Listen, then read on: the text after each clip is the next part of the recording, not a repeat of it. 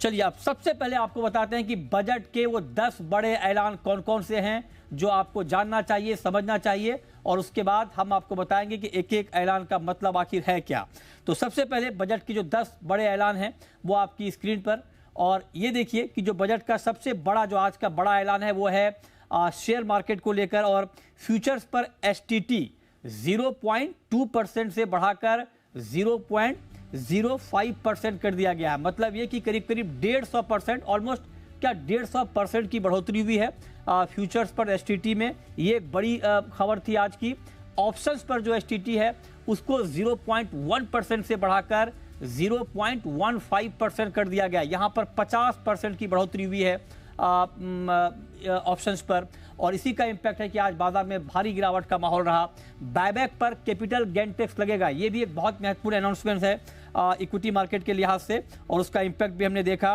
वित्त वर्ष 2027 के लिए 12.2 लाख करोड़ का कैपेक्स प्रस्ताव रखा गया है। 12.2 लाख करोड़ का कैपेक्स का प्रस्ताव रखा गया है। आपको बता दें कि वित्त वर्ष 2027 का जो फिस्कल डेफिसिट का टारगेट है उसको घटाया गया है, और घटाकर 4.3% किया गया है। ये भी एक महत्वपूर्ण ऐलान है बजट का। इसके अलावा बजट में इनकम टैक्स के स्लैब में कोई बदलाव नहीं हुआ है। तो अगर आप टैक्स पेयर हैं तो यह आपके लिए जरूरी जानकारी है कि इनकम टैक्स के स्लैब में कोई बदलाव इस बजट में नहीं किया गया है।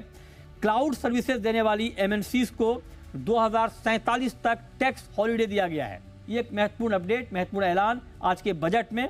इसके अलावा रेयर अर्थ मैग्नेट्स के लिए रेयर अर्थ कॉरिडोर का ऐलान किया गया है। रेयर अर्थ को लेकर दुनिया भर में खलबली मची हुई है, तो उसके ऊपर सरकार ने फोकस बढ़ाने का काम किया है। इसके अलावा टेक्सटाइल के ऊपर बड़ा फोकस हुआ, उसका इंपैक्ट हमने टेक्सटाइल शेयरों पर भी देखा था। टेक्सटाइल पार्क सरकार बनाएगी और कंपनियों को इसके विस्तार में मदद देगी सरकार, ताकि टेक्सटाइल इंडस्ट्री को वाइब्रेंट बनाया जा सके। इसके अलावा 7 हाई स्पीड रेल कॉरिडोर बनाने का भी ऐलान वित्त मंत्री ने आज के बजट में किया। ये बड़े 10 ऐलान